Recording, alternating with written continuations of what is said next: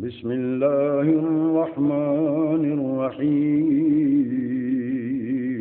شروع اللہ کے نام سے جو بڑا مہربان نہایت رحم والا ہے۔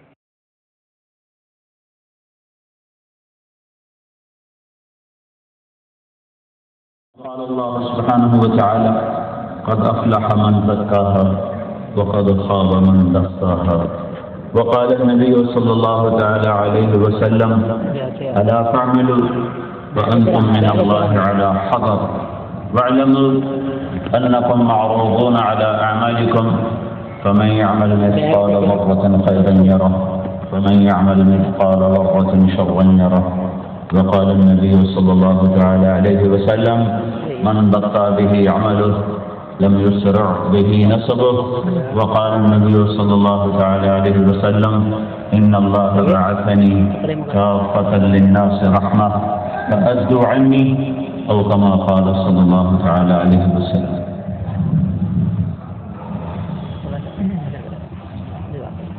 میرے محترم بھائی اور دوستو،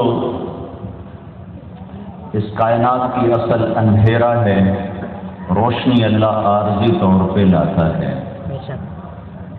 وآیۃ لہم اللیل، اللہ تعالیٰ کہتا ہے میری ایک نشانی ہے رات، نسلخ منہ، میں اس کے اوپر سے دن کی کھال اتار دیتا ہوں، فإذا ہم مظلمون، تو سب کے سب تم اندھیروں میں ڈوب جاتے ہیں۔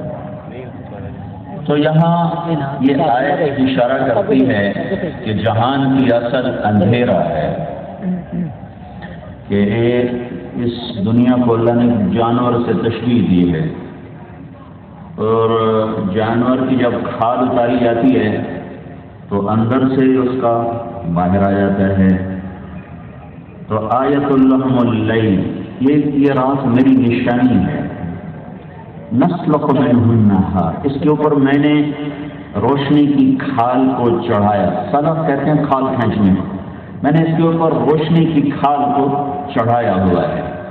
جب میں اسے کھینچتا ہوں تو جیسے بکرے کا اندر باہر نکلتا ہے، اس جہان کا اندر بھی باہر آتا ہے، وہ کیا ہے؟ اندھیرا ہے۔ تو اس جہان کی اصل اندھیرا ہے۔ یہ تو آیت کا اشارہ ہے۔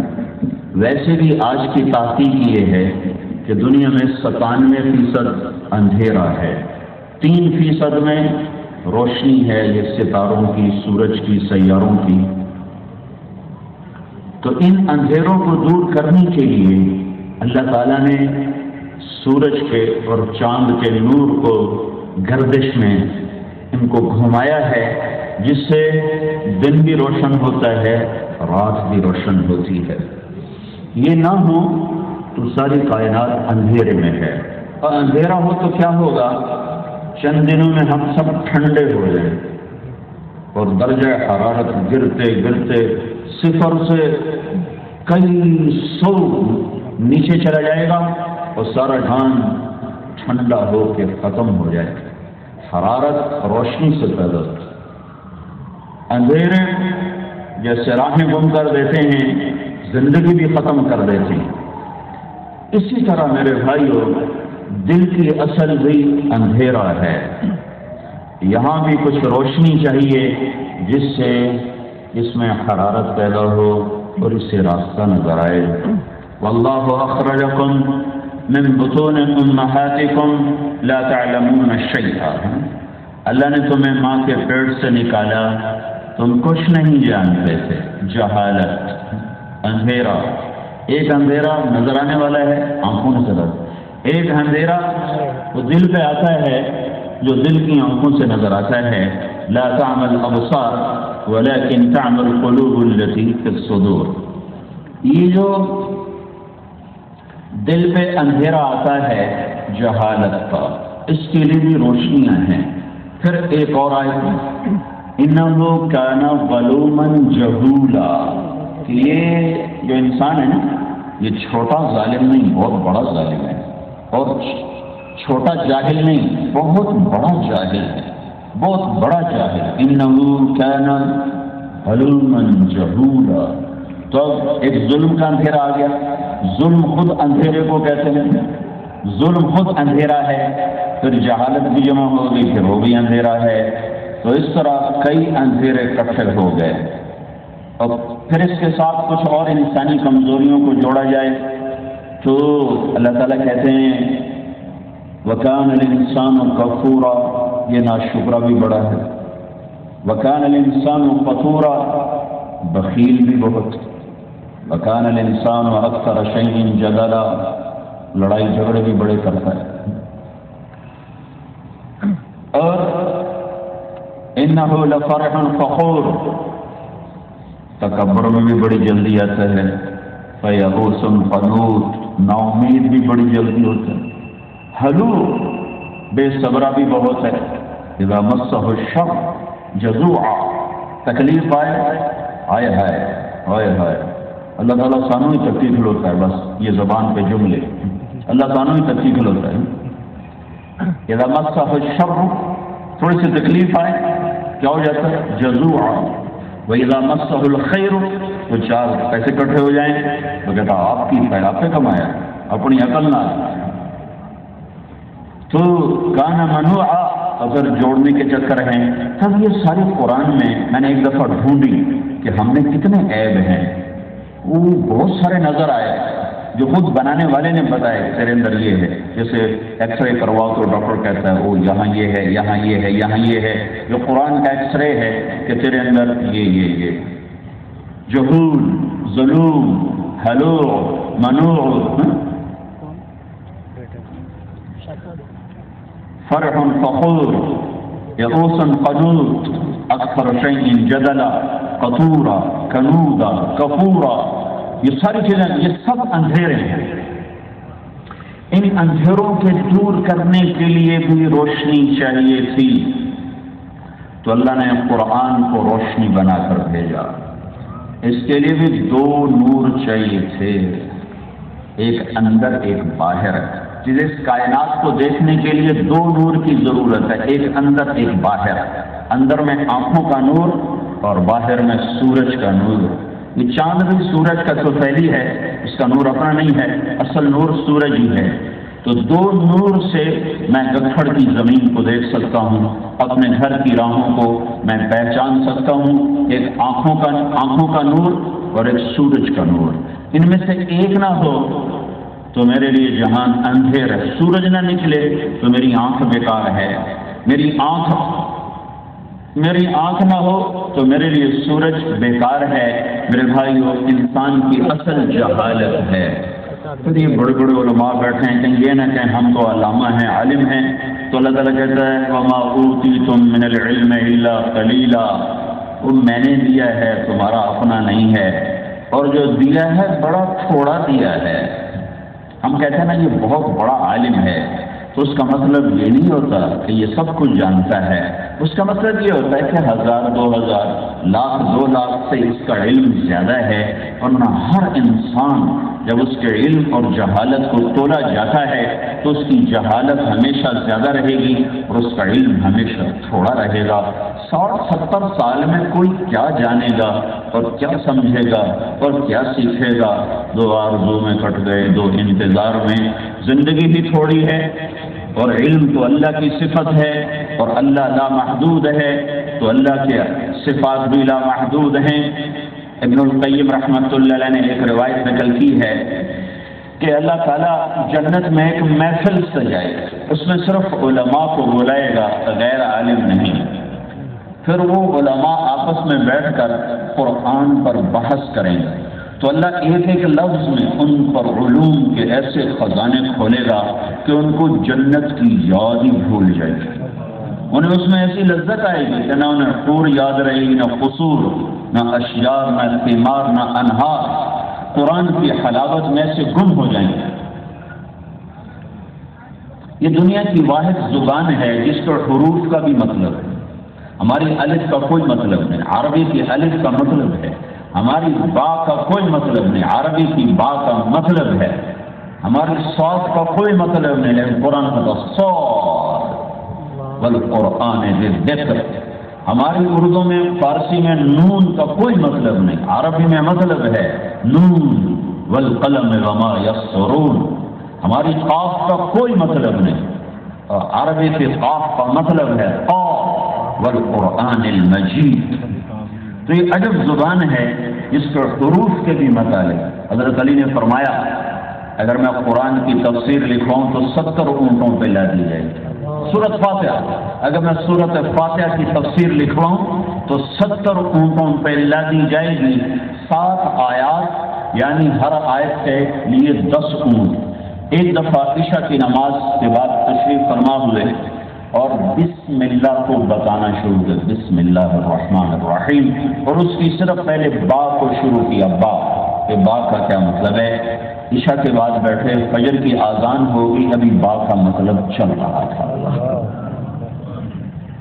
تو اللہ کہتا ہے وَمَا أُوتِيتُم مِّنَ الْعِلْمِ إِلَّا قَلِيلًا، علامہ صاحب تھوڑا ہی ہے تیرے پاس، تھوڑا ہی ہے، کیونکہ دیا تو اللہ نے ہے، دینے والا کہہ رہا ہے میں نے تھوڑا دیا ہے، تو زیادہ کہاں سے آئے گا؟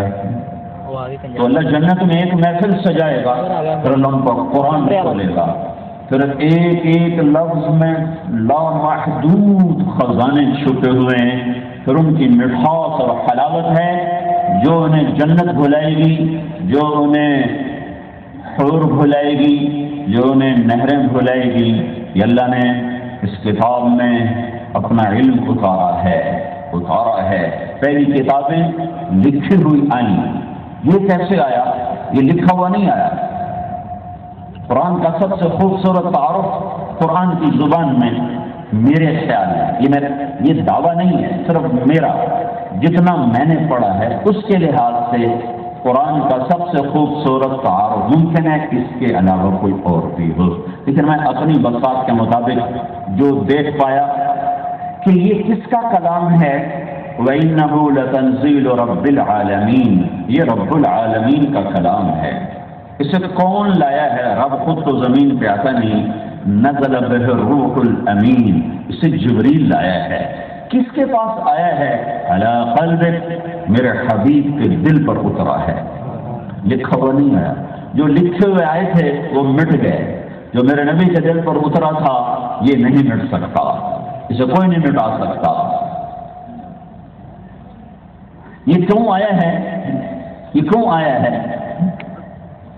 لِتَكُونَ مِنَ الْمُنذِرِينَ، تاکہ جھکڑ والوں کو بتا دو کہ موت کے بعد زندگی ہے، تیاری کر لو۔ یہ کس زبان میں ہے؟ بِلِسَانٍ عَرَبِيٍّ مُبِينٍ، یہ خوبصورت عربی زبان میں اتارا گیا ہے۔ میرے بھائیو، دل کے اندھیروں کو دور کرنے کے لیے بھی 2 نور چاہیے۔ جھکڑ کے اندھیروں کے لیے آنکھ کا نور، سورج کا نور۔ دل کے اندھیروں کو دور کرنے کے لیے ایک ایمان کا نور اور ایک قرآن کا نور۔ یہ 2 نور جب ملتے ہیں تو پھر مثل نور ہی کا مشکات فیہا مصباح، المصباح فی زجاجہ، الزجاجہ کأنہا کوکب درّی یوقد من شجرہ مبارکہ زیتونہ لا شرقیہ ولا غربیہ یکاد زیتہا یضیء ولو لم تمسسہ نار نور علی نور یہدی اللہ لنورہ من یشاء۔ پھر ہر مسلمان کا دل اس آیت کا نمونہ بن جاتا ہے، اس کو کہتے ہیں آیت النور۔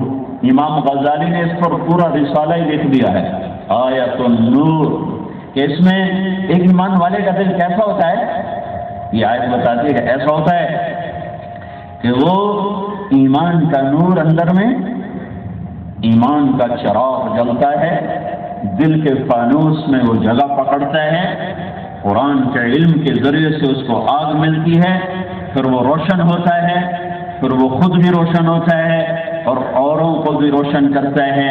یخرجون من کل غبراء مظلمہ تنجلی عنہم کل فتنۃ ظلماء، وہ جدھر سے گزرتے ہیں اندھیرے روشنیوں میں تبدیل ہو جاتے ہیں۔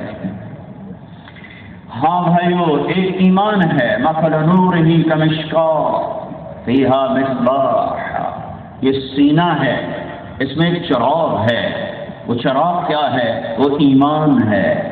المصباح فی زجاجہ، وہ چراغ ایک فانوس میں ہے، وہ فانوس کیا ہے؟ وہ دل ہے۔ وہ دل کیسا ہونا چاہیے؟ وہ بغض سے، حسد سے، تکبر سے، دنیا کی طلب، دنیا کی ناجائز طلب سے اور اندر کے کبیرہ گناہوں کی نحوست سے وہ دل پاک ہو۔ پہلے جب بجلی نہیں ہوتی تھی تو سر شام ہمارے گھر کے نوکر وہ لالٹینوں کے شیشے صاف کر رہے ہوتے تھے، اور لیمپ ہمارے والد کے گھر میں جلتا تھا تو اس کا شیشہ بڑا ہوتا تھا، اس کو وہ خاص طور پہ فریدی اس نوکر کا نام تو مجھے یاد آیا، ویسے صاف کرتا تھا تاکہ جب اس میں جلے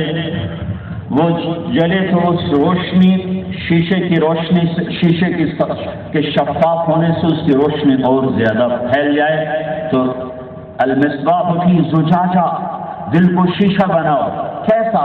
کأنہا کوکب درّی، جس پر کوئی داغ نہ ہو، نہ گناہ کا، نہ زنا کا، نہ شراب کا، نہ جھوٹ کا، نہ حسد کا، نہ بغض کا، نہ تکبر کا، نہ رزق حرام کا، نہ نماز کے چھوڑنے کا، نہ روزہ کے چھوڑنے کا۔ اب اس کو چلاتے جاؤ جتنے کبیرہ گناہ ہیں حسی طور پر یا معنوی طور پر، شراب ظاہری گناہ ہے کبیرہ، حسد باطنی گناہ ہے کبیرہ، جھوٹ یہ ظاہری گناہ ہے، قتل ظاہری گناہ ہے، تکبر اندر کا گناہ ہے، ان سب سے وہ دل صاف ہو جائے۔ اب ایمان کا چراغ ہے، اس پر دل کا شفاف شیشہ ہے، اب اسے روشن کرنے کی ضرورت ہے۔ تو وہ کہاں سے روشن ہوگا؟ زیتون، دنیا کا سب سے بہترین درخت، بہترین تیل، بہترین پھل۔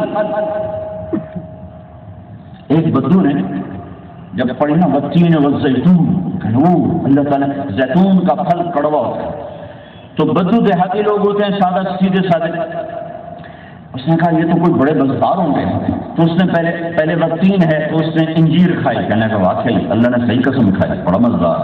جب اس نے زیتون کھایا وہ کڑوا، کہنے کا لگتا ہے اللہ نے چکھے بغیر ہی قسم کھا دی، یہ تو کڑوا ہے۔ یہ بدوؤں کے قصے ابن الجوزی نے نقل کی ہیں۔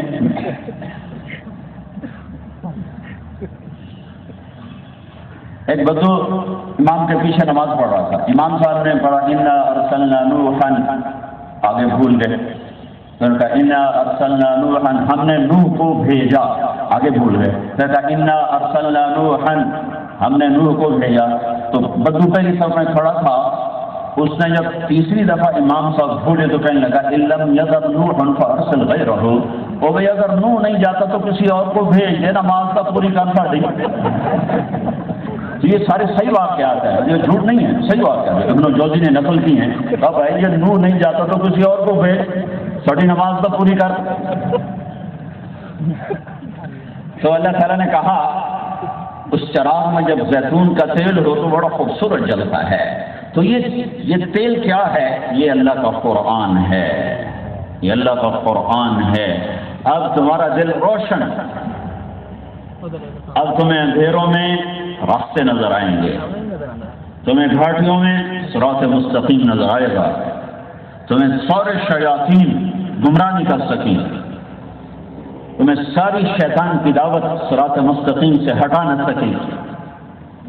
تو یہ امت آخری امت، اس کے بعد کوئی امت نہیں، ان کا نبی آخری نبی، ان کے بعد کوئی نبی نہیں۔ لا نبی بعدی لا امت بعدکم اليوم اکملت لکم دینکم واتممت علیکم نعمتی ورضیت لکم الاسلام دینا۔ یہ آیت اس امت کو ایسی ملی ہے پہلے کسی کو نہیں ملی۔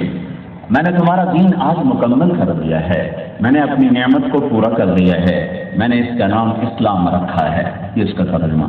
لیکن اس میں اللہ نے اس میں احسان گنوائے ہیں، اس کو بھی تو ہم سمجھ۔ اليوم کو بعد میں آنا چاہیے، پہلے نہیں آنا چاہیے، لیکن اس کو پہلے لا کر اللہ تعالیٰ یوں کہہ رہا ہے کہ اے امت محمد یہ کام آج ہو رہا ہے، آج سے پہلے کبھی نہیں ہوا، آج ہو رہا ہے۔ کیا ہو رہا ہے؟ اکملت لکم دینکم، یہاں دینکم پہلے آنا چاہیے، لکم بعد میں آنا چاہیے. یہاں پر اللہ نے لکم پہلے ذکر کیا اور دینکم بعد میں ذکر کیا. ایک اور احسان جتلایا کہ اے میرے نبی کی امت، یہ صرف تمہارے لیے ہو رہا ہے، تم سے پہلے کسی کے لیے نہیں ہوا. تو دو بڑے احسانات کی طرف اشارہ. اے میرے محبوب اپنی امت کو بتا کہ آج ایک کام ہو رہا ہے، آج سے پہلے کبھی نہیں ہوا، تیری امت کے لیے ہو رہا ہے اور کسی کے لیے نہیں ہوا. کیا ہو رہا ہے؟ دین کامل ہو رہا ہے. اور اتممت علیکم، یہ پیسے کی طرح نہیں کہ اللہ نے کہا اتنا ہی دوں گا جتنا لکھا ہے، زیادہ نہیں لے سکتے ہو. یہ علیکم ہے، علیکم سب کے لیے دین کا دروازہ کھلا ہے. من جد وجد اطلبنی تجدنی والذین جاہدوا فینا لنہدینہم سبلنا ویہدی الیہ من ینیب. یہ تو بتایا دین کہ آؤ میرے بندو لو جتنا چاہو گے دے دوں گا. دنیا کے لیے کیا بتایا؟ ما نشاء لمن نرید، ما نشاء لمن نرید، جتنا چاہوں گا اتنا دوں گا، جس کو چاہوں گا اس کو دوں گا. من کان یرید العاجلہ عجلنا له فیہا، جو مجھ سے دنیا کا طلبگار، جو مجھ سے دنیا طلب کرے گا دوں گا. کتنی؟ جتنی وہ مانگ رہا، نہیں جتنی میں. ہر چاہنے والے کو کہنا جس کو میں چاہوں گا دوں. ما نشاء لمن نرید.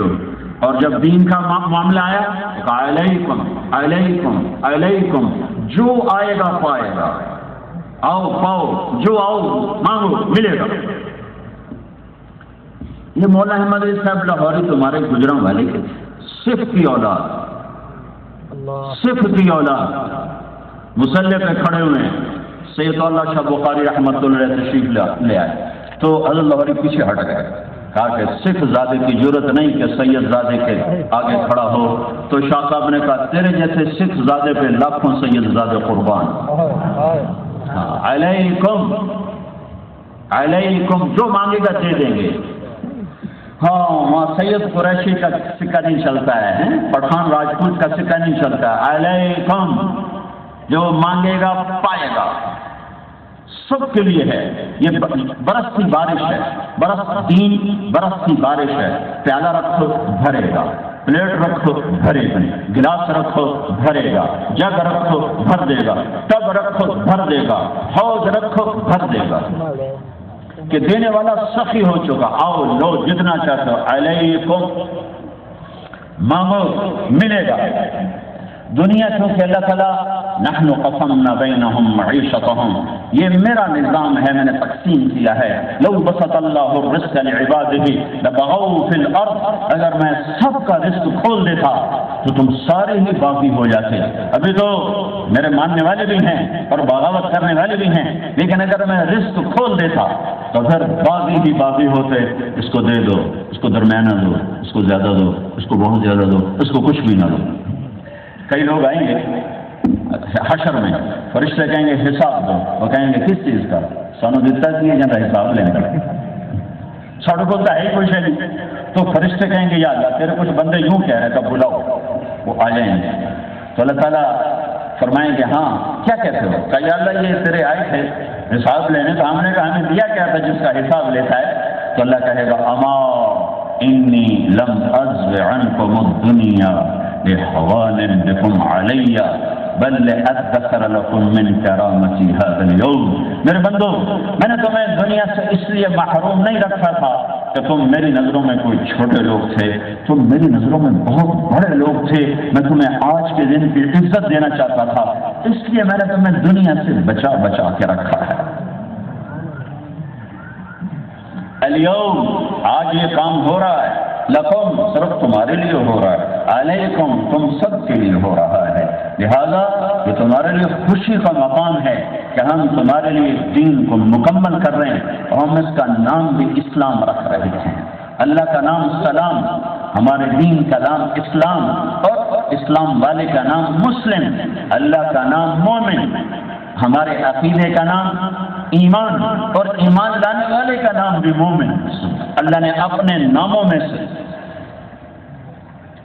اللہ کے نبی نے کہا اسمان من اسماء اللہ تعالی وسمى بهما امتی، اللہ نے میری امت کے نام اپنے نام پر رکھے ہیں، اسمہ سلام، وسمى امتی المسلمین، اللہ کا نام سلام، میری امت کا نام مسلمین، اللہ کا نام مومن اور میری امت کا نام مؤمنین۔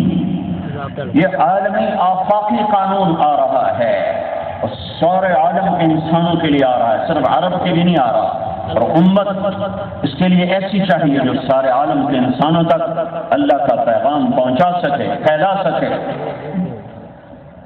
ہاں، تو اللہ تعالیٰ نے حضرت محمد صلی اللہ تعالی علیہ وسلم کو سب سے بہترین قبیلہ عطا کیا، سب سے بہترین جگہ عطا کی، سب سے بہترین زمانے میں بھیجا، سب سے اعلیٰ خاندان۔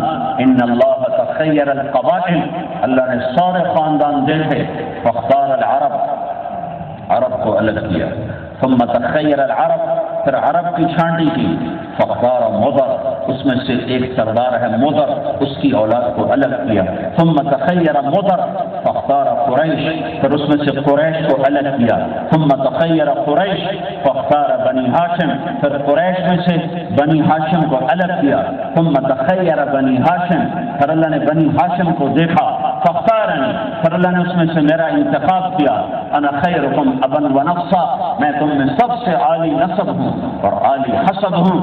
ہاں، حسان نے کہا تھا وَأَحْسَنَ مِنْكَ لَمْ تَرَ قَطُّ عَيْنِي وَأَجْمَلَ مِنْكَ لَمْ تَلِدِ النِّسَاءُ خُلِقْتَ مُبَرَّأً مِنْ كُلِّ عَيْبٍ كَأَنَّكَ قَدْ خُلِقْتَ كَمَا تَشَاءُ، تیرے جیسے حسن والا میری آنکھ نے نہیں دیکھا، تیری جیسے جمال والا کسی ماں نے نہیں جنا۔ حسن ظاہری شکل و شباہت پر بولا جاتا ہے اور جمال شکل پر نہیں بولا جاتا، جمال خاندانی صفات اور ذاتی صفات پر جمال کا لفظ بولا جاتا ہے، تو جمال کو جوڑا لم تلد النساء اور حسن کو جوڑا لم تر قط عینی، میری آنکھ نے تیرے جیسا حسین نہیں دیکھا۔ آپ جا رہے ہیں ہجرت پر، راستے میں رابط کے قریب ایک خیمہ نظر پڑا، وہاں آپ نے ام معبد خزاعیہ رضی اللہ تعالیٰ عنہا کے ہاں دودھ پیا، پھر آپ آگے چلے گئے۔ جب ہم پہنچے کہا ماں ہم پردیسی ہیں، کچھ کھانے کو ملے گا؟ بیٹا کچھ نہیں، فقر قحط، کہ یہ بکری کھڑی ہوئی ہے ہم اس کو آزما لیں، کہ اس نے تو ابھی تک بچہ نہیں دیا، تو جو بکری بچہ نہ دے وہ دودھ کیسے دے؟ کہ اگر اجازت ہو تو میں کر لوں، کوشش کر لوں۔ کر لے۔ تو آپ نے بکری کو کھینچا اور اس کے تھنوں کو ہاتھ لگایا تو ایسے بھر گئے جیسے مشکیزہ ہوتا ہے، تو آپ نے پورا برتن بھر دیا۔ اب اماں کا منہ کھلا ہوا اور غور سے دیکھ لی، جادوگر ہے یہ، کیا ہے؟ عرب کیا انسانیت کی تاریخ میں یہ نہیں ہو سکتا کہ بکری بچہ دینے سے پہلے دودھ دے دے۔ پھر آپ نے وہ چاروں ساتھیوں کو پلایا، پھر خود پیا، پھر دوبارہ بکری کا 1 پاؤ 1.5 پاؤ 2 پاؤ ٹوٹل دودھ نکلتا ہے، پھر آپ نے دوبارہ نکالا اور پورا برتن بھر کے کہا اماں یہ لو، اور ہم جا رہے ہیں۔ تو جب وہ ان کے خامد آئے شام کو ابو معبد، کہنے کہ دودھ کہاں سے؟ کہا یہ بکری سے۔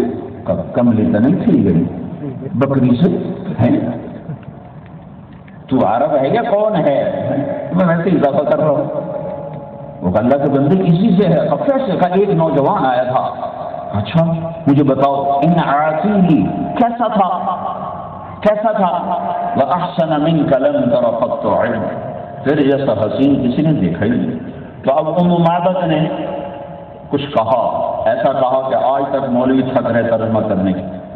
رأيت رجلا طاهر الوضاء أبلج الوجه حسن الخلق لم تعبه فجلا لم تزر به صقلا حسين وسيم قسيم في عينيه دعج في صوته صحك في عنقه سطع في لحيته كفافة۔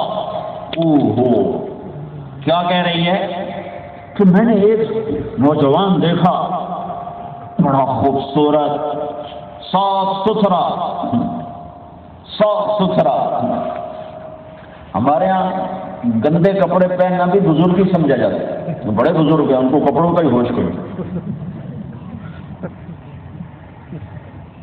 ظاہر الوضاء، بڑے صاف ستھرے، ابلج الوجه، چمکتا چہرہ، تلالع الوجه، ایسے چمکتا تھا جیسے 14ویں رات کا چاند، واسع الجبین، ماتھا کشادہ تھا، ازج الحواجب، ہمیں کمان کی طرح گول تھی، شدید و سواد الشعر، سیاہ کالے بال تھے، رجل الشعر، گھنگریالے بال تھے، گھنگریالے، آنکھوں میں ایک کشش تھی، آواز میں ایک جادو تھا، گردن لمبی سراہی دار تھی اور داڑھی بڑی خوبصورت گھنی تھی، سہل الخدین، گال نہ ابھرے ہوئے چربی چڑھی، نہ پچکے ہوئے کہ اندر گھسے ہوئے، لم تعرف خجلا، ایسا موٹا نہیں تھا کہ برا نظر آئے۔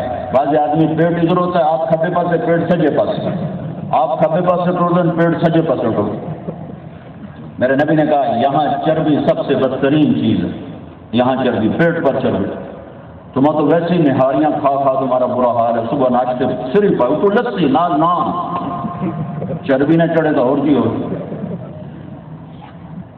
لم تعرف خجلا، ایسا موٹا نہیں تھا کہ بھدا ہو، ولم تسری به ثقلا، ایسا پتلا بھی نہیں تھا کہ آنکھ نظر میں جچے نہیں، ایسا لمبا بھی نہیں تھا کہ وہ بھائی نہیں، ایسا چھوٹا بھی نہیں تھا کہ بے رعب ہو جائے۔ ایک اضافہ، امانی کا ایک اضافہ، میرے نبی کا قد درمیانہ تھا، لیکن آپ کے برابر لمبے سے لمبا آدمی بھی کھڑا ہوتا تھا تو آپ کا قد اس سے لمبا نظر آتا تھا۔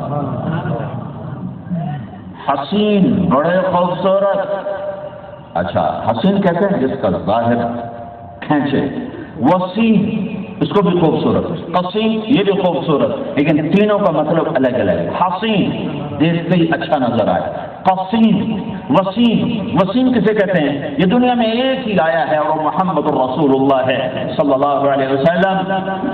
وہ اما نے کہا وسیم تھا، وسیم کسے کہیں؟ اس خوبصورت کو کہیں جس کو جتنی دفعہ دیکھو اس کا حسن پہلے سے بڑھ جائے، اور جس کو جتنی دفعہ دیکھو دیکھنے سے دل نہ بھرے، آنکھ نہ بھرے، اسے کہتے ہیں وسیم۔ حسین سے حسین شکل کو چند دن دیکھ سکو گے، بس نئی نئی شادیوں کا تیروں پر قربان جاؤں، چوتھے دن تمہیں شکل ہی نہ دکھا۔ تو میرا نبی کیسا تھا؟ کہ 1000 سال بیٹھ کے دیکھتے رہو تمہارے دیکھنے کا شوق پورا نہیں ہوگا۔ قسیم، قسیم کسے کہتے ہیں؟ خوبصورت، پر کون سا خوبصورت؟ ایک مثال دوں، میں کہتا ہوں یار اس کی آنکھیں بڑی خوبصورت تھیں، تو اس کا مطلب یہ ہوتا ہے کہ باقی چہرہ اتنا خوبصورت نہیں تھا جتنی آنکھیں خوبصورت تھیں۔ اور قسیم اس کو کہتے ہیں جس کے جسم کا ہر عضو الگ الگ انتہائی حسین اور خوبصورت ہو۔ میں قربان جاؤں عرب کی فصاحت وہ پڑھیں، عرب کی ان پڑھ اما نے تھکا دیا علماء، کیا خوبصورت کلمات بولے ہیں۔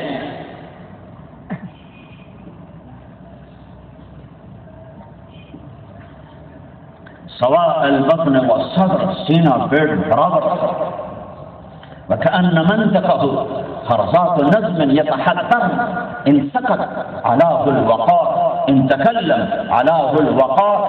جب وہ بولتا تھا تو اس پہ ایک نور چھا جاتا تھا، اور اس کا کلام یوں لگتا تھا جیسے موتیوں سے موتی گر رہے ہیں۔ کیا مطلب موتیوں سے موتی؟ دانت بھی موتیوں کی طرح، کلام بھی موتیوں کی طرح۔ اور جب وہ چھپ ہوتا تھا تو اس پہ ایک وقار چھا جاتا تھا، جب وہ بولتا تھا تو اس پہ ایک نور چھا جاتا تھا۔ تو وہ ابو معبد کہنے لگا واللہ انہ لقرشی، اللہ کی قسم یہ وہی قریشی ہے جو مکے سے نکلا ہوا ہے، وہ سچا نبی ہے جس نے اس بکری سے دودھ نکالا، چل اسی کے پیچھے چلے۔ تو یہ دونوں میاں بیوی بھی پیچھے ہجرت کر کر مدینے پہنچے اور ان کو ایمان نصیب ہوا۔ وَأَحْسَنَ مِنْكَ لَمْ تَرَ قَطَّ عَيْنِي، اے میرے حبیب میں نے تیرے جیسا حسین نہیں دیکھا، میری آنکھ نے نہیں دیکھا۔ وَأَجْمَلَ مِنْكَ لَمْ تَجِدِ النِّسَاءُ، تیرے جیسے حسب والا، نسب والا، عالی صفات والا، جمال والا کسی ماں نے نہیں جانا۔ سب سے عالی نسب، سب سے عالی حسب، سب سے اعلیٰ خاندان، سب سے اعلیٰ گھرانہ۔ ہاں کسی نبی کا نسب محفوظ نہیں ہے، تمہارے نبی کا نسب آدم علیہ السلام تک چلتا ہے۔ محمد بن عبداللہ بن عبد المطلب بن ہاشم بن عبد مناف بن قصی بن کلاب بن مرہ بن كعب بن لؤي بن غالب بن فهر بن مالك بن نذر بن كنانة بن خزيمة بن مدركة بن إلياس بن مضر بن نزار بن معاذ بن عدنان بن أود بن هميسة بن سلامان بن عوس بن بوز بن قموال بن أبي بن عوام بن ناشف بن حذاء بن بلداء بن يدلاف بن طابق بن جاحن بن ناحش بن ماخي بن عيسي بن عبقر بن عدي بن الدعاء بن حمدان بن سنبر بن يثربي بن يحزن بن يلحن بن إرعوى بن عيبي بن زيشان بن عيسر بن أقناط بن إيهام بن مقصر بن ناحس بن زارع بن سمي بن مزي بن عوض بن عرام بن قيلار بن إسماعيل بن إبراهيم بن آذر بن ناحور بن سروج بن رعوب بن فائش بن عابر بن أرفخشاد بن سام بن نوح بن لامك بن متوشالح بن إدريس بن يرد بن ملهلئيل بن قينان بن آنوش بن شيخ اور بن آدم علیہ السلام. وأجمل منك لم تلد النساء، یہ میرا نبی ہے، یہ کائنات کا نبی ہے. ہاں اللہ نے کسی نبی کی قسم نہیں اٹھائی، میرے نبی کی قسم اٹھائی. لعمرک، یہ تیری زندگی کی قسم، تیری جان کی قسم. کسی کے شہر کی قسم نہیں اٹھائی، میرے نبی کے شہر کی قسم اٹھائی. وهذا البلد الامین، میرے رب نے کسی کی رسالت پہ قسم نہیں اٹھائی، میرے آپ کے نبی کی رسالت پہ قسم اٹھائی. یاسین والقرآن الحکیم انک لمن المرسلین. قریش مکہ نے کہا وَيَقُولُ الَّذِينَ كَفَرُوا لَسْتَ مُرْسَلًا، تو رسول کوئی نہیں. میرے اللہ نے کہا یاسین والقرآن الحکیم انک لمن المرسلین. قریش مکہ نے کہا أئنا لتاركوا آلهتنا لشاعر مجنون، یہ تو شاعر ہے. میرے اللہ نے کہا فلا اقسم بما تبصرون وما لا تبصرون انه لقول رسول کریم وما هو بقول شاعر. یہ قسم ہے دیکھے اندیکھے یعنی کل کائنات کی، میرا نبی شاعر نہیں ہے، یہ رسول ہے، یہ رسول ہے. انہوں نے کہا یہ تو پاگل ہے. یا ایھا الذی نزل علیہ الذکر انک لمجنون. میرے اللہ نے پھر قسم اٹھائی نون والقلم وما یسطرون ما انت بنعمت ربک بمجنون. مجھے قسم ہے قلم اور اس کی تحریر کی، یہ میرا نبی دیوانہ نہیں ہے. ہاں قریش قرآن کے سحر سے زمین پہ جا گرے، اہل زبان تھے تو قرآن نے انہیں پاگل کر دیا. کیسے اہل زبان تھے؟ یمن کا ایک بادشاہ ہے، اس کے بیٹے کی عمر ہو گئی 10 سال. اس نے کوئی شعر نہیں کہا تو اس نے اپنے 2 غلام بلایا کہ اس کو لے جاؤ اور ان 2 پہاڑوں کے پیچھے جا کے اس کو قتل کر دو، مجھے لگتا ہے یہ میرا بیٹا نہیں ہے. او بھائی کوئی روٹی تقسیم ہو رہی؟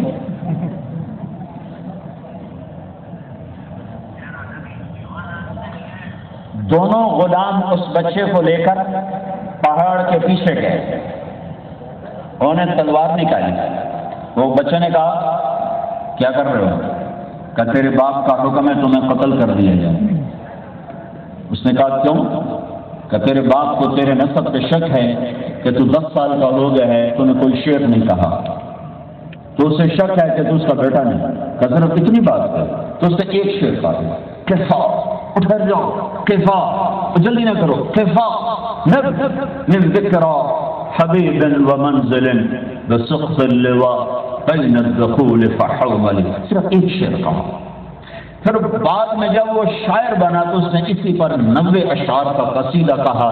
ففوضح فالمقرات لم يعف رسمها لما نسجتها من جنوب وشمال ترى بعر الآرام في عرصاتها وقيعانها كأنه حب فلفل كأني غداة البين يوم تحمل لدى ثمرات الحي ناطف حنظلي وقوفا بها صحبي علي مطيهم يقولون لا تهلك أسا وتجملي وإن شفائي عبرة مهراقة فهل عند رسم دارس من معول وفاضت دموع العين مني صبابة على النحر حتى بل الدمع محملي. اس کا نام بنا امرؤ القیس. وہ دونوں واپس آئے، کہنے لگے تو کہتا ہے یہ شاعر نہیں، یہ تو عرب کا آنے والا سب سے بڑا شاعر ہوگا کہ اس نے صرف ایک بیت میں وقف واستوقف بکا واستبکا ونعى المنزل والديار في بیت واحد، اس نے ایک بیت میں وہ کچھ کہہ دیا ہے کہ جو بڑے لمبے چوڑے قصیدوں میں کہا جاتا ہے۔ یہ اس زمانے کا عرب کا عربیت کا ماحول تھا، اس زمانے کی فصاحت تھی۔ یہ 7 قصیدے لٹکے ہوئے تھے حرم شریف میں، اور انتظار تھا کہ اس سے کوئی اچھا کلام آئے گا تو اتارا جائے گا۔ میرے اللہ نے قرآن اتارا تو قصیدے اترنے شروع ہو گئے۔ امرؤ القیس مر چکا ہے، وراثت میں اس کی وارث اس کی بہن ہے۔ لوگوں نے کہا تو یہ قصیدہ اتار، تو قرآن نہیں سنتی محمد کا صلی اللہ علیہ وسلم۔ وہ کہنے لگی ابھی میرے بھائی کی ٹکر کا کلام نہیں آیا۔ پھر میرے اللہ نے ایک آیت اتاری، اس کو افصح آیت فی القرآن کہا جاتا ہے۔ سارا قرآن سارا ہی فصیح ہے، لیکن یہ ایک آیت قرآن کی سب سے فصیح آیت ہے کہ اس میں 19 الفاظ ہیں اور 21 بلاغت کی اقسام ہیں جو ایک انسان کے بس میں نہیں ہے۔ ایک آیت اتری وقیل یا ارض ابلعی ماءک ویا سماء اقلعی وغیض الماء وقضی الامر واستوت علی الجودی وقیل بعدا للقوم الظالمین۔ اس آیت کو سن کر امرؤ القیس کی بہن نے کہا اس کلام نے میرے بھائی کے کلام کو توڑ دیا ہے، اور اس نے جا کر اپنا قصیدہ اتار دیا۔ کوئی 100 سال آگے تاریخ چلی گئی تو ایک شخص آتا ہے عبداللہ ابن المقفع، بہت بڑا عربی ادیب، مجوسی تھا پر ایمان لایا، بحالت ایمان دنیا سے گیا۔ جب یہ مجوسی ہے تو اسے کہا گیا قرآن کی ضد میں، قرآن کے مقابلے میں کلام تیار کر۔ انہوں نے کہا 1 سال کا راشن، 1 سال کے لیے پیسہ، کتابیں دو، میں تمہیں تیار کر کے دیتا ہوں۔ 1 سال عبداللہ نے اپنے گھر سے باہر قدم نہیں نکالا سوائے حاجت بشریہ کے، اور وہ 1 سال لگا رہا اور اس نے کلام تیار کیا کہ بس یہ کلام قرآن کی ٹکر کا ہے۔ اب وہ مطمئن ہو کر باہر نکلا، یوں گلی میں سے گزر رہا ہے، ایک گھر کی کھڑکی کھلی ہوئی ہے اور ایک بچی گلی کی طرف منہ کر کے قرآن پڑھ رہی۔ اب عبداللہ یوں گزرا اور بچی نے کہا وقیل یا ارض ابلعی ماءک، تو عبداللہ کھڑا ہوا، ویا سماء اقلعی کانپنے لگا، وغیض الماء وقضی الامر واستوت علی الجودی وقیل بعدا للقوم الظالمین۔ میں نے پھر ڈھونڈا، مجھے مدینہ میں ایک کتاب ملی جس میں 21 اقسام بلاغت نکالی لوگوں نے، یہ تو عبداللہ وہاں سے واپس ہوا، کہنے لگا میرے کلام کو تو چند جملے کھا گئے تو میں سارے قرآن کا مقابلہ کیا کروں گا۔ واپس آیا تو سارا کلام پھاڑ پھوڑ کے پھینک دیا کہ اس کلام کا مقابلہ نہیں ہو سکتا، یہ میرے نبی کا قرآن ہے، یہ میرے نبی کی کتاب ہے، یہ ہماری کتاب ہے۔ دیکھو کہیں قیامت کے دن میرا نبی یہ نہ کہہ دے او یا رب ان قومی یہ ہیں اتخذوا هذا القرآن مہجورا، یہ گکھڑ والے وہی ہیں جنہوں نے میرے قرآن کو پس پشت ڈال دیا تھا، کہیں یہ تانا میرے نبی کے زبان سے نکلا تو ہم تو مارے گئے۔ ہاں یہ دل میں بسانے والی کتاب ہے، یہ وجود سے چھل کے بازاروں میں زندہ ہو، گھروں میں زندہ ہو تو اس کی طاقت ظاہر ہو۔ بندوق کی گولی ہاتھ میں اس کی طاقت ظاہر نہیں ہوتی ہے، وہ بندوق کی نال میں اس کی طاقت ظاہر ہوتی ہے۔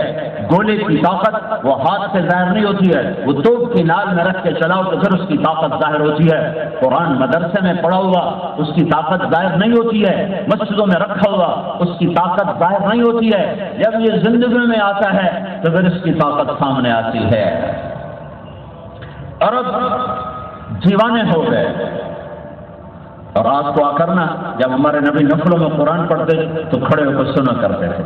تو ایک رات عمر بن خطاب پردے کے پیچھے چھپے ہوئے، اللہ کے نبی کی عادت تھی حجر اسود کی طرف آ کر نماز پڑھتے تھے کہ قبلہ بھی سامنے اور بیت المقدس بھی سامنے، اس لیے دونوں کو سامنے رکھ کے نماز پڑھتے تھے۔ تو آپ پڑھ رہے تھے، عمر چھپے ہوئے اور میرا نبی کہہ رہا ہے الحاقہ ما الحاقہ وما ادراک ما الحاقہ، كذبت ثمود وعاد بالقارعة فأما ثمود فأهلكوا بالطاغية وأما عاد فأهلكوا بريح صرصر عاتية سخرها عليهم 7 ليال و8 أيام حسوما فترى القوم فيها صرعى كأنهم أعجاز نخل خاوية فهل ترى لهم من باقية وجاء فرعون ومن قبله والمؤتفكات بالخاطئة فعصوا رسول ربهم فأخذهم أخذة رابية إنا لما طغى الماء حملناكم في الجارية لنجعلها لكم تذكرة وتعيها أذن واعية فإذا نفخت الصور نفخة واحدة وحملت الأرض والجبال فدكتا دكة واحدة فيومئذ وقعت الواقعة وانشقت السماء فهي يومئذ واهية والملك على أرجائها ويحمل عرش ربك فوقهم يومئذ 8 يومئذ تعرضون لا تخفى منكم خافية فأما من أوتي كتابه بيمينه فيقول هاؤم اقرءوا كتابيه إني ظننت أني ملاق حسابيه فهو في عيشة راضية في جنة عالية قطوفها دانية كلوا واشربوا هنيئا بما أسلفتم في الأيام الخالية وأما من أوتي كتابه بشماله فيقول يا ليتني لم أوت كتابيه ولم أدر ما حسابيه يا ليتها كانت القاضية ما أغنى عني ماليه هلك عني سلطانيه خذوه فغلوه ثم الجحيم صلوه ثم في سلسلة ذرعها 70 ذراعا فاسلكوه إنه كان لا يؤمن بالله العظيم ولا يحض على طعام المسكين فليس له اليوم هاهنا حميم ولا طعام إلا من غسلين لا يأكله إلا الخاطئون. یہ میرے نبی نے تلاوت فرمائی اور میرے پردے کے پیچھے عمر بن خطاب کے منہ سے نکلا ما اسحرہ کتنا بڑا جادوگر ہے کیا ما اشعرہ کتنا بڑا شاعر ہے کتنا بڑا شاعر ہے الفاظ ہیں کہ موتی کلام ہے کہ بہتا ہوا دریا گرتے ہوئے آبشار گنگناتے ہوئے چشمے کلام ہے کہ کیا ہے مست ہو گئے کہنے گے ما اشعرہ بڑا شاعر ہے. تو میرے نبی نے اگلی آیت اس وقت پڑھی فلا اقسم بما تبصرون وما لا تبصرون انه لقول رسول کریم وما هو بقول شاعر. یہ شاعر نہیں ہے رسول ہے. تو حضرت عمر کو کرنٹ لگا کہنے گے ما اسحرہ کتنا بڑا جادوگر اتنی دور سے میری سرگوشی کو سن لیا. عمر نے تو منہ میں کہا تھا اتنی طاقت کلام میں الحق وما ادراک ما الحق. یہ سیغہ قرآن نے تعارف عرب اس کو نہیں بولتے ما افعلہ و افعل بہ یہ سے تعجب کے سیغے قرآن نے ایک تیسرے کا تعارف فرمایا وما ادراک ما القارعہ وما ادراک ما الحق وما ادراک ما یوم الدین وما ادراک ما سقر وما ادراک ما الطارق وما ادراک ما هي نار حامیہ وما ادراک ما الحطمہ. یہ قرآن نے اس کا تعارف کروایا ہے. تو حضرت عمر کہنے لگے بھائی بڑا شاعر ہے. تو میرے نبی نے کہا وما هو بشاعر قلیلا ما تؤمنون. تو عمر کہنے لگے بھائی بڑا جادوگر اتنے دور سے میری بات کو سنا. تو میرے نبی نے اگلی آیت پڑھی ولا بقول کاہن یہ جادوگر بھی نہیں ہے یہ رسول ہے محمد ہے احمد ہے طہ ہے یاسین ہے ابو القاسم ہے یہ فاتح ہے یہ خاتم ہے یہ ماہی ہے یہ حاشر ہے یہ عاقب ہے یہ مزمل ہے یہ مدثر ہے یہ شاہد ہے یہ مبشر ہے یہ نذیر ہے یہ داعی الی اللہ ہے یہ سراج المنیر ہے یہ رحمت للعالمین ہے. یہ شاعر نہیں ہے ساحر نہیں ہے. اس فضا میں میرے اللہ نے کلام کو اتارا اپنے نبی پر. یہ پیغام حق ہے. انہ لقول فاصل یہ فیصلہ کون ہے قولہ الحق، پیغام حق، قول الفضل، فیصلہ کن، وتمت کلمۃ ربک صدقا وعدلا، ہر چیز میں کامل اکمل مکمل، لا مبدل لکلماتہ، نہیں کوئی اسے بدل سکتا، لا تبدیل، نہ بدلے گا نہ بدل سکتا ہے۔ ہاں اللہ نے اپنے حبیب کو چنا کائنات میں سے، تو جس کو عالی شان نبوت دی تو اس کو ایک امت دینی تھی جو اس کے بعد اس کی جگہ کھڑے ہو کر اس کے پیغام کو سینے سے لگا سکے، اسے عالم میں پہنچا سکے، پھیلا سکے، اس میں زیر زبر کی کمی نہ آنے دے اور اسے سینے سے بھی لگائے اور اسے انسانیت تک بھی پہنچائے۔ تو میرے اللہ نے ساری کائنات کے قلوب کو دیکھا، اس میں جو سب سے بہترین قلوب تھے ان کو اللہ کے نبی کا صحابی بنایا، پھر ان سب کے قلوب کو دیکھا جو ان میں سب سے بہترین تھے، ان میں سے 4 کو چن کر اللہ کے نبی کا خاص الخاص بنایا، اور انہیں اللہ نے وہ اعزاز بخشا جو رہتی دنیا تک آج تک کسی کو نہ ملا۔ نبی تو ایک الگ قصہ ہے، نبیوں کے بعد یہ پہلی قوم ہے 1.25 لاکھ اہل ایمان جنہیں اللہ نے ان کی زندگی میں کہا وَكُلًّا وَعَدَ اللَّهُ الْحُسْنَى، اے میرے نبی میرا وعدہ ہے تیرے تمام صحابہ کے لیے جنت ہے۔ ہاں درجے برابر نہیں ہیں، کوئی بڑے ہیں کوئی چھوٹے ہیں، لا يستوي منكم من انفق من قبل الفتح وقاتل، جو صلح حدیبیہ یا فتح مکہ اس سے پہلے جو ایمان لائے، جان مال لگائی اور جہاد کیا وہ، اور جو بعد میں ہیں، یہ برابر نہیں ہے، یہ برابر نہیں ہے۔ اولئک اعظم درجہ من الذین انفقوا من بعد وقاتلوا، مکہ پر ایمان لانے والے اور اس سے پہلے، یا صلح حدیبیہ پر ایمان لانے والے اور اس سے پہلے، یہ برابر نہیں ہے، لیکن کلا وعد اللہ الحسنى، میرا وعدہ ہے تیرے تمام صحابہ کے لیے حسنى، جس کو حسنى مل گئی تو اس کو کیا ہوگا؟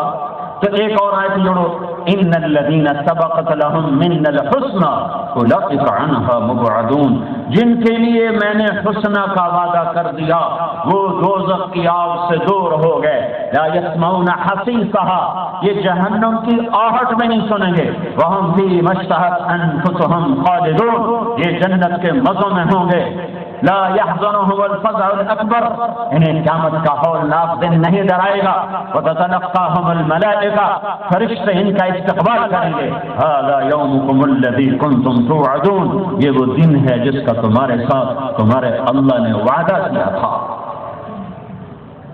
تو اللہ نے ایک مجموعہ دیا جنہوں نے نبی تو نہیں تھے، بس ایک نبی نہیں تھے، باقی ہر صفت کے حامل تھے، انہوں نے دین کو سینے سے لگایا اور عالم کے آخری کنارے تک جہاں تک وہ جا سکتے، عقبہ بن نافع رضی اللہ تعالی عنہ بحر اوقیانوس کے کنارے پر پہنچے تو بے اختیار گھوڑا سمندر میں ڈال دیا، جب موجوں نے گھوڑے کو بڑھنے سے روک لیا، تلوار نکالی اور یوں بولیں کہ اے اللہ تو گواہ ہے میں تیرے پیغام کو پہنچانے کے لیے آخری کنارے کی نیت کر کے نکلا تھا، اگر یہ سمندر میرے درمیان میں حائل نہ ہوتا تو میں تیرے پیغام کو آخری کنارے تک پہنچاتا۔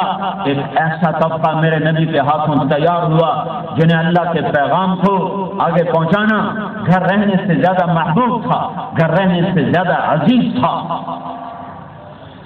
ہاں وہ قرآن کے حامل امت بنائی، امت موسیٰ علیہ السلام آ گئے سمندر کے کنارے، 40 سال کی رفاقت ہے، 40 سال، 2 نبی بنی اسرائیل کے ایک آگے ایک پیچھے تربیت کر رہے ہیں، 40 سال گزر گئے اور ہر موجودہ آنکھوں سے دیکھا، فَأَلْقَى عَصَاهُ، ڈال فَإِذَا هِيَ حَيَّةٌ، ہو گیا سام بنا، اَدْخِلْ يَدَكَ فِي جَيْبِكَ تَخْرُجْ بَيْضَاءَ، ہاتھ نورانی، پھر بے شمار معجزے آنکھوں سے دیکھ رہے ہیں موسیٰ علیہ السلام کی امت، اور جب آگے سمندر اور پیچھے فرعون، تو قال اصحاب موسیٰ انا لمدرکون، عجم جملہ ہے، ہماری زبان میں اس کا ترجمہ بنے گا موسیٰ ہمیں تو پہلی شخص تو ہمیں مروائے گا. آج مروا دیا کہ نہیں مروا دیا؟ وہ سمندر پچھو فرعون ان کدھر جا دیا؟ ان کو موسیٰ علیہ السلام کی کوئی فکر نہیں، ہارون علیہ السلام کی کوئی فکر نہیں. انا لمدرکون پہلے ہی پتا تھا تو موائے گا. مروا دے کہ نہیں مروا؟ انا اورلام اور مدرکون مروا دیا نا ہمیں. ان کو خیال تک نہیں ہے کہ موسیٰ آپ کا کیا بنے گا، بس ساڑھی جان بچا تو بڑے مرد بنے گی. تو اس پر موسیٰ علیہ السلام کا کلا، کلا کا مطلب ہے کہ تم بڑے کم وقت ہو، تمہیں مرنے چاہیے تھا پر میری تو پہل تم بھی بچا دی جاؤ. کلا ان معی ربی سیہدین، کب تمہیں ویسے مرنا چاہیے تھا تو انہوں فرعون سے صورتیں پڑھنے چاہیے ہیں پر میری تو خیال تو انہوں رب بچا لے گا. کلا اس سے یہ نہیں کہا ان اللہ معنا، ان معی ربی سیہدین. تو یہ 40 سال موسیٰ علیہ السلام کے ساتھ رہنے کے بعد یہ کہا کہ مروا دیا کہ نہیں مروایا. 27 صفر کی رات ہے، ستمبر کی شدید گرمی ہے اور شب جمعہ ہے، رات کا پچھلا پہر ہے اور مکے سے 2 سائے نکلتے ہیں یمن کی راہ پر. ایک کا نام محمد بن عبداللہ صلی اللہ علیہ وسلم ہے اور ایک کا نام ابو بکر بن ابی قحافہ رضی اللہ عنہ ہے. ابو بکر کبھی آگے چلتے ہیں کبھی پیچھے چلتے ہیں، کبھی آگے چلتے ہیں کبھی پیچھے چلتے ہیں. تو آپ نے پوچھا ابو بکر کبھی آگے چلتے ہو کبھی پیچھے چلتے ہو؟ کہ یا رسول اللہ اخاف الرصد فامشی امامہ اخاف الطلب فامشی خلفک. یا رسول اللہ جب مجھے خیال آتا ہے کہ آگے کوئی دشمن چھپا ہوا ہوگا تو میں آگے ہو جاتا ہوں کہ وار میرے اوپر آئے آپ پہ نہ آئے، اور جب مجھے خیال آتا ہے کوئی پیچھے سے نہ پہنچ جائے تو پھر میں پیچھے ہو جاتا ہوں کہ وار میرے اوپر آئے آپ پر نہ آئے. اب یہ 2 موازنے آپ کو بتا رہا ہوں، ادھر 13 سالہ رفاقت ہے ادھر 40 سالہ رفاقت ہے. جب جبل ثور پر پہنچے تو اللہ کے نبی پنجوں پر چلتے گئے، پنجوں پر تو ساری انگلیاں زخمی ہو گئی، خون رسنے لگا. جب چڑھنے کا وقت ہے تو آپ تھوڑا سا چڑھے اور اس کے بعد نہیں چڑھ سکے، پاؤں زخمی. تو ابو بکر رضی اللہ عنہ نے آپ کو کندھے پر بٹھایا اور سارا پہاڑ اوپر چڑھ کے گئے. آپ کو اندر نہیں جانے دیا، باہر بٹھایا اور سوراخ بند کیے پتھروں سے. پھر بھی سوراخ باقی تھے، پگڑی اتاری اس کو پھاڑ کے بند کیے. پھر بھی باقی تھے، کرتا اتار دیا، اس سے سوراخ بند کیے. ایک باقی رہ گیا جس میں وہ سانپ تھا، اس پر اپنی ایڑی کو رکھا نا. علماء نے لکھا ہے وہ جو سانپ ڈس رہا تھا نا وہ اپنے اس فطرت کی وجہ سے نہیں ڈس رہا تھا، وہ یہ احتجاج کر رہا تھا مجھے زیارت کرنے دو، ایڑی ہٹاؤ میں زیارت کرنا چاہتا ہوں. وہ صاف ہونے کی فطرت سے نہیں ڈس رہا تھا، وہ احتجاج میں ڈس رہا تھا اور اس کے پاس اس کے سوا اور کوئی ذریعہ نہیں تو اپنا آپ بتلائے کہ میں ہوں، میں دیکھنا چاہتا ہوں، میں زیارت کرنا چاہتا ہوں. تو اللہ کے نبی اندر آئے، کہا یا رسول اللہ اندر آئیے. آپ اندر آئے، اندھیرا گہرا، اندازہ نہیں ہوا کہ ابو بکر کرتا پگڑی نہیں ہے، تھوڑی سی سفیدی آئی. وہ کیا دیکھا؟ نہ کرتا نہ پگڑی. ابو بکر کرتا پگڑی، کوئی اشارہ کہ یا رسول اللہ یہ سوراخ سے مجھے ڈر لگا کوئی چیز تکلیف نہ پہنچائے تو میں نے ان کو بند کر دیا. تو اللہ کے نبی کی آنکھوں میں آنسو آئے، کہ اللہ میں ابو بکر سے راضی ہوں، تو بھی اس سے راضی ہو جا اور اسے جنت میں میرا ساتھی بنا دے، اور اسے جنت میں میرا ساتھی بنا دے. فوراً جبریل آیا کہ یا رسول اللہ تعالیٰ فرما رہے ہیں میں ابو بکر سے راضی ہوں اور اسے جنت میں آپ کا ساتھی بناتا ہوں. آپ کھوجی کے پیچھے چلتے چلتے قریش مکہ پہنچ گئے. اللہ نے ان کے آنے سے پہلے ایک بیل کو اگایا جو کہ بہت بڑا اس کا منہ ہے. وہ بیل نے یوں شاخیں پھیلائیں، اس میں اللہ نے مکڑیوں کو بھیجا، مکڑیوں نے جالے کام جالے. تو جب وہ وہاں پہنچے تو کھوجی نے کہا یہاں نشان ختم. تو امیہ بن خلف نے کہا یہ جالا نہیں دیکھ رہے ہو، یہ تو محمد کی پیدائش سے پہلے کا لگا ہوا، کہاں لے کے آ گئے؟ کہا مجھے نہیں پتا، نشان یہی ہے. اب یہ گفتگو ہو رہی. اب اللہ ایک جملہ اتارتا ہے، انا لمدرکون، بھی آپ کو سنا ہے انا لمدرکون. موسیٰ مروایا کہ نہیں مروایا؟ پہلے ہی ہمیں پتا تھا. اور اب ایک اور جملہ